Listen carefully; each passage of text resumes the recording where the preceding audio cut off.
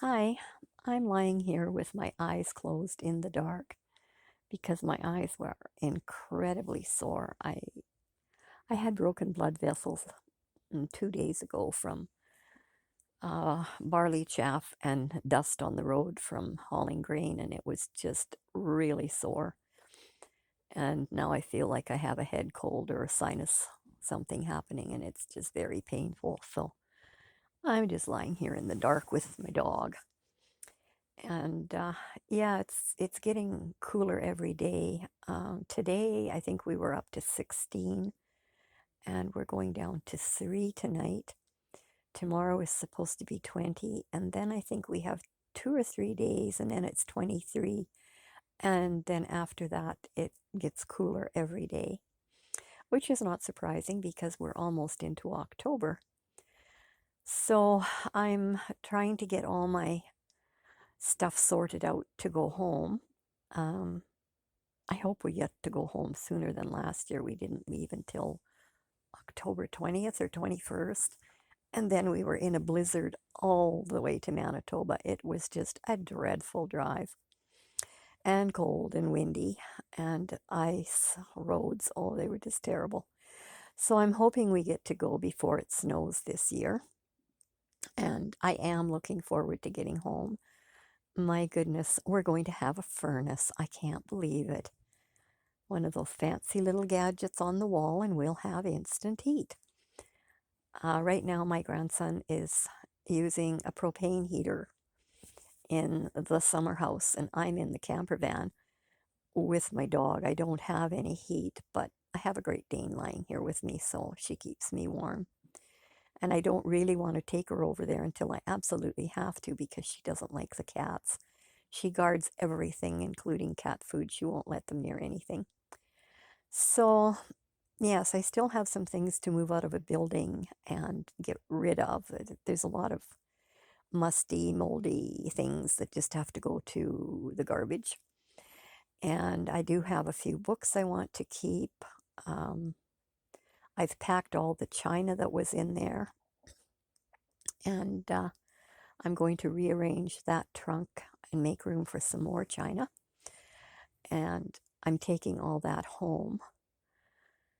And there's a bookcase I'd like to take home, but I'm not sure if there's going to be room. It's a tall, narrow one, but it would be perfect. It's got 4 shelves, I think, in the top. It would be perfect to put canning in. And the windows are already covered with duct tape. I had done that to keep sun out of it before when I was living here. So I'd like to take that to put canning in because that's going to be my winter project. I've more or less given up on crafting. It's going to be dehydrating and canning and getting things ready for next summer because oh, God willing, I'm going to have a garden. We'll see how it goes. Um, I've already said I'm not driving a grain truck, so don't ask me. That's just not on my list for next year. But if I do have a garden, I'm going to use a garden seeder and tiller, of course. And I'll do all my work early in the morning before the heat and in the evening when it's cool. I'm not going to be out in the daytime in a garden. That just isn't going to happen. So I'm just altogether too old and cranky to do that. So we'll see what happens in the spring. But I'm ordering some jars. I have an order ready to phone in for 10 dozen pints and I think 5 dozen quarts. They're just the plain glass ones. They're not the Ball brand. The pints are all Ball jars. The other ones are a generic one, and they're good for fruit and vegetables and sauces, but not wonderful for meat, apparently. I don't know why. But I'm ordering a few of those to put vegetables in, and the pints are all going to be meals in jars. So I need a place to put them when I get home where it's cool and out of the sun and all that. And I was going to order a skid of pints, which is, I think it's $1,200 for 720 dozen. And I might do that yet.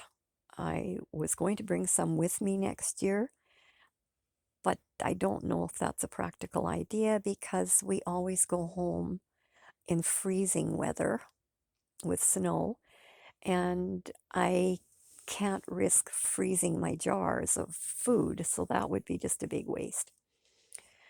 But I am going to do a lot of dehydrating. But I might just order um, half a skid of pints and have them delivered at home, and then I'll have them when I get there. But I can't even really take fresh vegetables home because they'll freeze too. So I'm not sure how that's going to work out, and there's no point in leaving them here like someone suggested, because they're for our food storage at home, not to leave here. So I have to do some pondering on that one and figure out a way to have them in the truck and not freeze things. I just haven't quite figured that one out. So we'll just see what happens.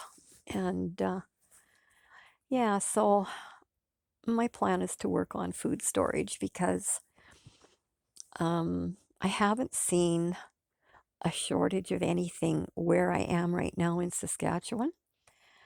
Prices are quite pricey, but they always are here, so that's not too surprising. But I do know that in Ontario, there's a lot of places that are having real shortages. And in the US, it's unbelievable the stores that are just practically empty. And I know a lot of things are going to be hard to get because of the drought this year. So, yeah, I'm going to take some wheat home with me, and I'm ordering a grinder, so I will grind my whole wheat.